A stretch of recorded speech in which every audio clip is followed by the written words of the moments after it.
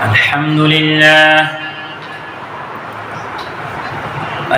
لله نحمده ونستعينه ونستغفره ونؤمن به نتوكل عليه ونعوذ بالله من شرور أنفسنا ومن سيئات أعمالنا من يهده الله فلا مضل له ومن يضلله فلا هادي له وأشهد أن لا إله إلا الله وأشهد أن محمدا عبده ورسوله أما بعد فإن خير الحديث كتاب الله وخير الهدي هدي محمد صلى الله عليه وسلم وشر الأمور محدثاتها وكل محدثة بدعة وكل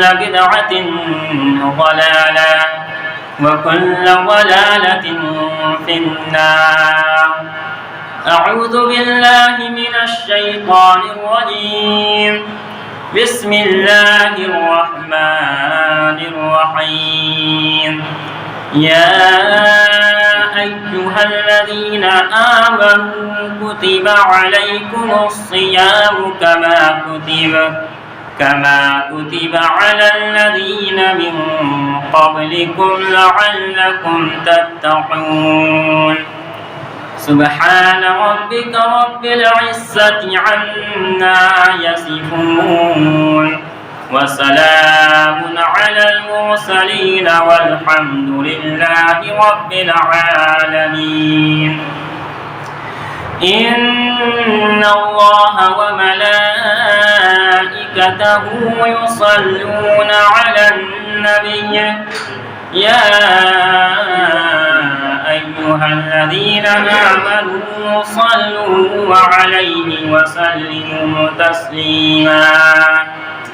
درود شریف اللهم صل على محمد وعلى آل محمد كما صليت على إبراهيم وعلى آل إبراهيم إنك حميد مجيد.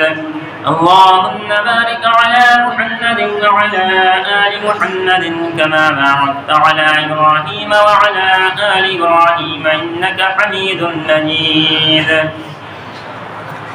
معزز سامعین اکرام، برادران اسلام، اللہ تبارک و تعالیٰ کا بڑا احسان ہے، اس کا فضل و کرم ہے کہ اس نے ہم تمام کو مسلمان بنایا. سید الاولین شفیع المذنبین سیدنا و مولانا جناب محمد رسول اللہ صلی اللہ علیہ وسلم کی امتی میں پیدا فرمایا. مزید کرم یہ کیا کہ اللہ تبارک و تعالیٰ نے ہم سب کو آج جمعہ کی مناسبت سے ہم تمام کو اپنے پاک گھر میں بیٹھنے کی توفیق نصیب فرمائی، اور اللہ تبارک و تعالیٰ نے ہمیں اور آپ کو یہ رمضان المبارک کا مہینہ عطا کیا. اللہ تبارک و تعالیٰ سے دعا کریں کہ الہ العالمین ہمیں صحیح کہنے اور ان سب باتوں پر ہم تمام کو عمل کرنے کی توفیق نصیب فرمائے.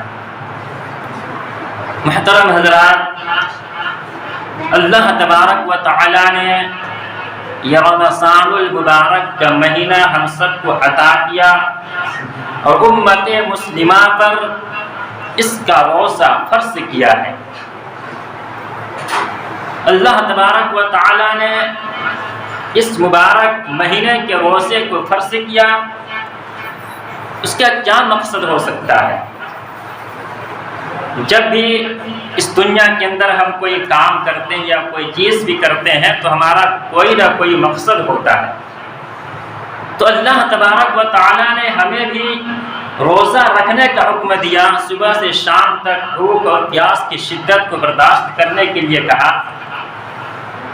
آخر اس میں وجہ کیا ہے؟ اللہ تبارک و تعالیٰ نے روزہ ہم پر کیوں فرض کیا ہے؟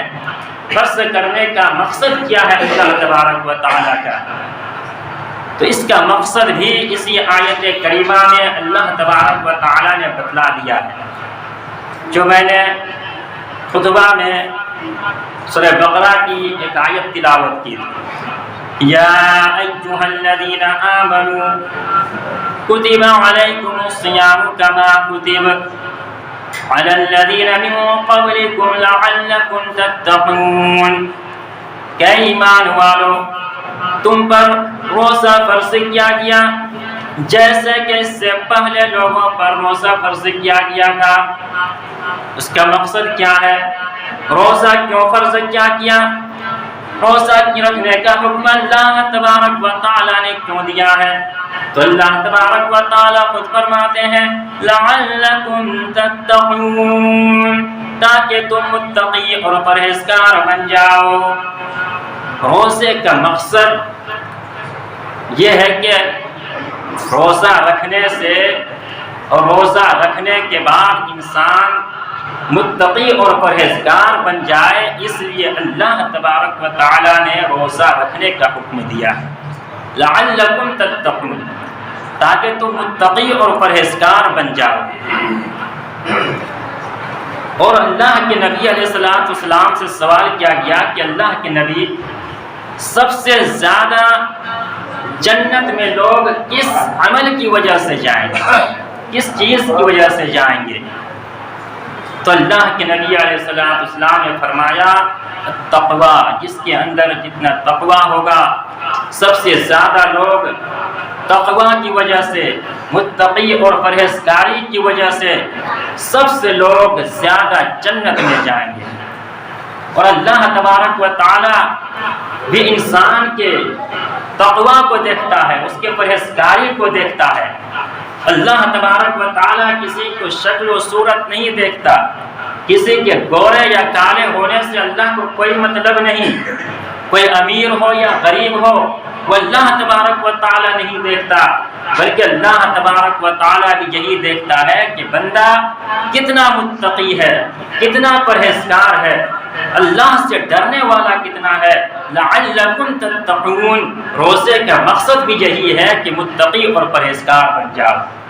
پھر اللہ کے نبی علیہ السلام سے سوال ہوا کہ اللہ کے پاک پیغمبر علیہ السلام سب سے زیادہ لوگ جہنم میں کس چیز کی وجہ سے جائیں گے؟ سب سے زیادہ جنت میں لوگ جس وجہ سے جائیں گے تو پتہ چل گیا، لیکن اب جہنم سے بھی بچنا ہے۔ تو جہنم میں سب سے زیادہ لوگ کس چیز کی وجہ سے جائیں گے، کس عمل کی بنا پر لوگ سب سے زیادہ جہنم میں جائیں گے؟ تو اللہ کے نبی علیہ السلام نے فرمایا الفم والفرج، کہ لوگ سب سے زیادہ جہنم میں اپنے منہ، اپنے زبان کی وجہ سے، اور دوسری چیز اپنے شرمگاہ کی وجہ سے، یہ دو چیز کی وجہ سے لوگ سب سے زیادہ جہنم میں جائیں گے۔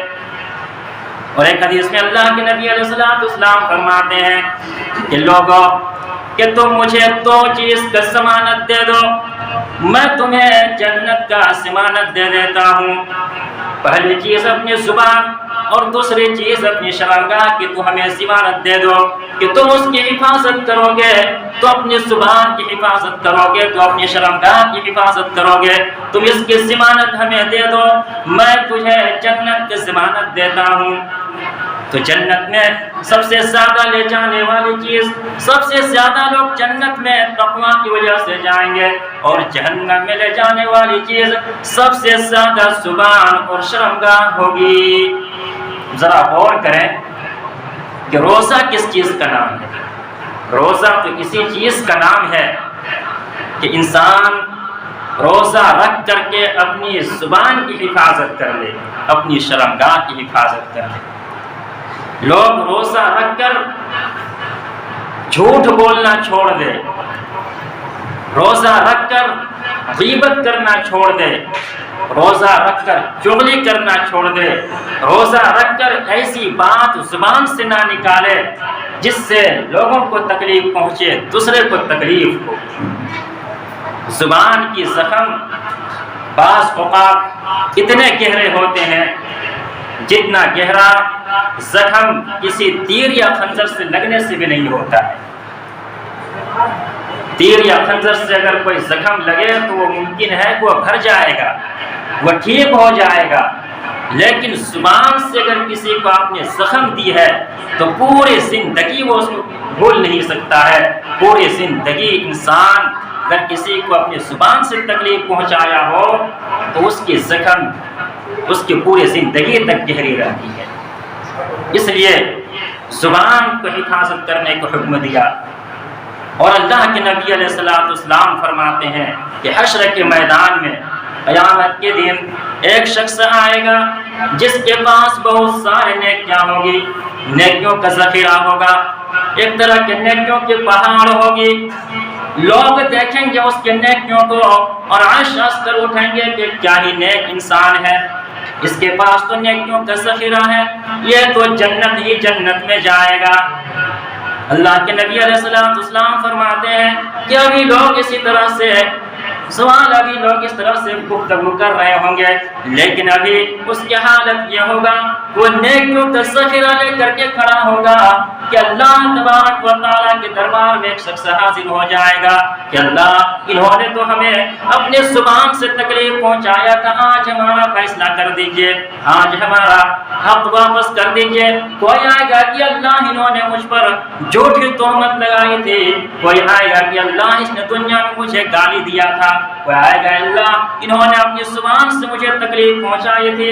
اسی طرح سے لوگ آتے جائیں گے اور اللہ تبارک و تعالیٰ اس کے نام اعمال اس کے نیکیوں سے اٹھا کر کے اس کے حق پورا کرتے جائیں گے، یہاں تک کہ اس کے سارے نیکیاں ختم ہو جائیں گی اور لوگوں کے آنا ابھی بھی ختم نہیں ہوگا، یہاں تک کہ لوگ آتے رہیں گے اور اللہ سے شکایت کرتے رہیں گے۔ اب اللہ تبارک و تعالیٰ اس شکایت کرنے والے کی گناہ لے کر کے اس کے سر میں لا دیں گے، اس کے اوپر لادا جائے گا۔ اور جو شخص ابھی نیکیوں کا ذخیرہ لے کر کے بیٹھا ہوا تھا، تھوڑی دیر میں وہ خالی ہاتھ ہو جائے گا اور دوسرے کا گناہ کے بوجھ تلے وہ شخص جہنم میں داخل ہو جائے گا۔ تو یہ ہے کہ روزہ کیوں فرض کیا گیا؟ روزہ اس لیے کہ تاکہ تم متقی اور پرہیزگار بن جاؤ۔ اور اللہ تبارک و تعالیٰ نے جو شخص روزہ رکھتا ہے اللہ تبارک و تعالیٰ اس کے لیے مغفرت کا وعدہ فرمایا۔ ان المسلمین والمسلمات والمؤمنین والمؤمنات والقانتین والقانتات والصادقین والصادقات والصابرین والصابرات، اللہ تبارک و تعالیٰ فرماتے ہیں کہ یقیناً مسلمان مرد اور مسلمان عورتیں اور مومن مرد اور مومن عورتیں اور فرما بردار مرد اور فرما بردار عورتیں اور سچے مرد اور سچی عورتیں اور صبر کرنے والے مرد اور صبر کرنے والی عورتیں اور عاجزی کرنے والے مرد اور عاجزی کرنے والی عورتیں، صدقہ کرنے والے مرد اور صدقہ کرنے والی عورتیں، الصائمین والصائمات اور روزہ رکھنے والے مرد اور روزہ رکھنے والی عورتیں، اعد اللہ لهم مغفرۃ واجرا عظیما، اللہ تبارک و تعالیٰ نے اس کے لیے مغفرت اور اجر عظیم کا وعدہ فرمایا ہے۔ جو روزہ رکھتا ہے، روزہ رکھنے والے مرد ہوں یا عورتیں، اللہ تبارک و تعالیٰ نے اس کے لیے مغفرت کا وعدہ فرمایا ہے اور ایک بہت بڑا اجر کا وعدہ اللہ تبارک و تعالیٰ نے فرمایا۔ اور اللہ کے نبی علیہ السلام نے فرمایا کہ جب رمضان کی پہلی رات آتی ہے تو آسمان کے دروازے کھول دیے جاتے ہیں اور آخری رات تک کوئی دروازہ بند نہیں کیا جاتا، اور اس ماہ مبارک کی کسی بھی رات میں نماز پڑھتا ہے تو اللہ تبارک و تعالیٰ اس کے ہر سجدے کے عوض میں اس کے بدلے میں 1500 نیکیاں عطا کرتے ہیں۔ 1500 نیکیاں اس کے عوض میں اللہ تبارک و تعالیٰ لکھتا ہے اور اس کے لیے جنت میں سرخ یاقوت کا گھر بنا دیا جاتا ہے۔ پھر جو کوئی ماہ رمضان کا پہلا روزہ رکھتا ہے اس کے سابقہ گناہ معاف کر دیے جاتے ہیں اور اس کے لیے صبح سے شام تک 70,000 فرشتے اس کے لیے دعائیں مغفرت کرتے ہیں۔ یہ رمضان کی فضیلت ہے کہ جب رمضان کی پہلی رات شروع ہوتے ہی آسمان کے دروازے کھول دیے جاتے ہیں، اس کے نماز پڑھنے سے روزے دار کہ نماز پڑھنے سے اللہ تبارک و تعالیٰ اس کے اعمال میں نیکیوں میں اضافہ کر دیتا ہے، اور اللہ تبارک و تعالیٰ اس کے لیے روزے دار بندے کے لیے جنت میں سرخ یاقوت کا محل تیار کرتا ہے۔ ذرا سوچیں کہ روزے دار کے لیے اللہ تبارک و تعالیٰ نے کتنی قیمتی محل تیار کر رہا ہے جنت میں۔ اس دنیا کے اندر ہم اگر ایک روم بھی بنائے، ایک گھر بنائے، تو ہماری ساری زندگی ختم ہو جاتی ہے، وہ بھی اینٹ اور ریت کا گھر بنانے میں یہ حالت ہوتی ہے کہ ہماری ساری زندگی ختم، لیکن پھر بھی ہم صحیح ڈھنگ سے ایک گھر نہیں بنا سکتے ہیں۔ اور اللہ تبارک و تعالیٰ روزے دار بندے کے لیے اللہ تبارک و تعالیٰ اس کے لیے یاقوت، ہیرے، زیورات اس کا گھر بنا رہے ہیں۔ تو آپ ذرا غور کر سکتے ہیں کہ اللہ تبارک و تعالیٰ روزے دار بندے کے لیے کس طرح سے نعمتیں اللہ تبارک و تعالیٰ نے عطا کر کے رکھا ہے۔ اور حضرت سیدنا جابر رضی اللہ تعالی عنہ سے روایت ہے کہ اللہ کے نبی صلی اللہ علیہ وسلم نے فرمایا کہ میری امت کو ماہ رمضان میں 5 چیزیں ایسی عطا کی گئی ہے جو مجھ سے پہلے کسی نبی کو نہ ملی ہو۔ اللہ کے نبی علیہ السلام نے فرمایا کہ میری امت کو 5 ایسی چیزیں عطا کی گئی ہیں۔ رمضان المبارک کے مہینے میں اللہ تبارک و تعالیٰ نے 5 ایسی چیزیں عطا کی ہے جو کسی کو اس سے پہلے عطا نہیں کی گئی تھی۔ اللہ کے نبی علیہ السلام فرماتے ہیں، نمبر 1، جب رمضان کا مہینہ پہلی رات شروع ہوتی ہے تو اللہ تبارک و تعالی کی طرف سے رحمت نظر فرماتا ہے۔ ان اللہ تبارک و تعالی اپنے بندے کی طرف رحمت کی نظر سے دیکھتا ہے، اور جس کے طرف اللہ تبارک و تعالی رحمت فرمائے اس سے کبھی بھی عذاب نہ دیا جائے گا۔ پہلی چیز یہ کہ جو بندہ رمضان المبارک مہینے کا روزہ رکھتا ہے تو اللہ تبارک و تعالیٰ اس کے اوپر اپنے رحمت کی نظر سے اس کو دیکھتا ہے۔ آپ غور کریں کہ جب اللہ تبارک و تعالیٰ کسی کو رحمت کی نظر سے دیکھے تو یہ کبھی نہیں ہو سکتا کہ اللہ تبارک و تعالیٰ بھی اس سے عذاب میں دے۔ جب ہمارے کوئی بچے ہوتے ہیں اور جس بچے کو ہم محبت سے رکھتے ہیں، پالتے ہیں، اور جس کو ہم محبت کرتے ہیں، ہم کبھی اس بچے کو تکلیف میں دیکھنا گوارا نہیں کرتے ہیں، تو بھلا جو وہ پروردگار عالم رب العالمین ہے، وہ اللہ تبارک و تعالی جس بندے کو، اپنے روزے دار بندے کو رحمت کی نظر سے دیکھ لے تو کیسے ہو سکتا ہے کہ اللہ تبارک و تعالی اسے عذاب میں ڈال دے۔ اور دوسری چیز، شام کے وقت ان کے منہ کے جو بھوک کی وجہ سے ہوتی ہے، اللہ تعالیٰ کے نزدیک مشک کی خوشبو سے بھی زیادہ بہتر ہے۔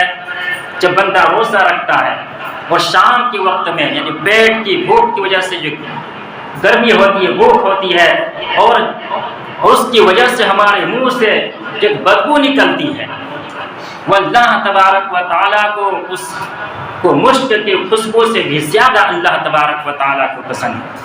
روزے دار کے منہ کے بو اللہ تبارک و تعالیٰ کو مشک کے خوشبو سے بھی زیادہ محبوب ہے۔ اور تیسری چیز، فرشتے ہر رات اور دن ان کے لیے مغفرت کی دعائیں کرتے ہیں۔ فرشتہ ان کے لیے مغفرت کی دعائیں کرتے ہیں۔ وہ فرشتہ آپ سوچ سکتے ہیں کہ جو معصوم ہے وہ کبھی غلطی نہیں کرتے ہیں، اللہ تبارک و تعالیٰ کی نافرمانیاں نہیں کرتے ہیں، اللہ تبارک و تعالیٰ نے فرشتوں کو جو حکم دیتے ہیں اس کو فوراً مکمل کرتے، اس کو فوراً تکمیل تک پہنچاتے ہیں۔ وہ فرشتہ جو معصوم ہو، جو کبھی غلطیاں نہ کرتی ہو، کبھی گناہ نہ کرتی ہو، وہ فرشتہ اگر ہمارے لیے دعا مغفرت کرے تو کیا ہمارے لیے وہ دعا مغفرت، کیا وہ دعا قبول نہیں ہو سکتی ہے؟ ضرور قبول ہوگی۔ اور وہ فرشتہ جو بندہ روزہ رکھتا ہے، روزے دار بندے کے لیے فرشتے اس کے لیے اللہ تبارک و تعالیٰ سے مغفرت کی دعائیں کرتا ہے کہ اللہ اس بندے کو تو معاف کر دے۔ اور چوتھی چیز ہے کہ اللہ تبارک و تعالیٰ جنت کو حکم فرماتا ہے کہ میرے نیک بندوں کے لیے مسین یعنی آراستہ ہو جاؤ، ان قریب و دنیا کی مشقت سے میرے گھر میں آرام کے لیے آنے والے ہیں۔ اللہ تبارک و تعالیٰ جنت کو حکم دیتا ہے کہ جنت تم آراستہ ہو جاؤ، مسین ہو جاؤ۔ جنت میں کسی چیز کی کمی نہیں ہے، وہ تو آراستہ ہے، مسین ہے، وہ سجائے ہوئے ہیں۔ لیکن اللہ تبارک و تعالی مزید روزے داروں کے لیے اس کے عزت افزائی کے لیے اللہ تبارک و تعالی روزے داروں کے لیے پھر جنت سے کہہ رہا ہے کہ میری جنت تو اور آراستہ ہو جاؤ، تو اور مستقل ہو جاؤ، کیونکہ میرے بندے اس دنیا میں مشقت رکھ کر کے، جو مشقت اٹھا کر کے انہوں نے روزہ رکھا، وہ ان قریب وہ ہمارے اس جنت میں آنے والے ہیں اور اس جنت میں داخل ہوں گے اور اس میں آرام فرمائیں گے۔ یعنی اللہ تبارک و تعالیٰ نے اس میں یہ بتلا دیا کہ روزے دار بندہ اس کے لیے جنت سجائی جاتی ہے اور اس کو جنت میں داخل کیا جائے گا۔ اور پانچویں چیز، جب ماہ رمضان کی آخری رات آتی ہے تو اللہ تبارک و تعالیٰ سب کی مغفرت فرما دیتا ہے۔ قوم میں سے ایک شخص نے کھڑے ہو کر کے عرض کیا، یا رسول اللہ صلی اللہ علیہ وسلم، کیا ہوا لیلۃ القدر ہے؟ اللہ کے نبی علیہ السلام نے فرمایا کہ نہیں، کیا تم نہیں دیکھتے کہ جب مزدور جب اپنے کاموں سے فارغ ہو جاتے ہیں تو انہیں اجرت دی جاتی ہے۔